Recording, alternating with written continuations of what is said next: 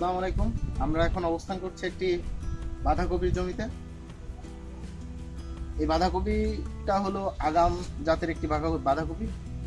তো বিঘায় ৬,০০০ পর্যন্ত গাছ ধরে বাঁধাকপির। আমরা যেটা সচরাচর লক্ষ্য করি, বাজার কিন্তু মোটামুটি ৫০ টাকা থেকে ৬০ টাকা এই সময় বাজার থাকে আগাম যে কপিগুলো ওঠে। আমরা যদি ৬,০০০ কপি থেকে ১,০০০ও বাদ দিই, তো ৫,০০০ বাঁধাকপি থাকে।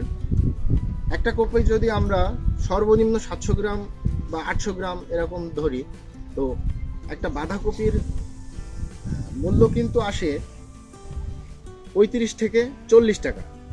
তো আমরা যদি এখানে ৫,০০০ দিয়ে গুণ দিই, তো ৪০ টাকা যদি হিসাব করা হয়, মিনিমাম এখানে টাকার অঙ্ক দাঁড়ায় ২ লক্ষ টাকা।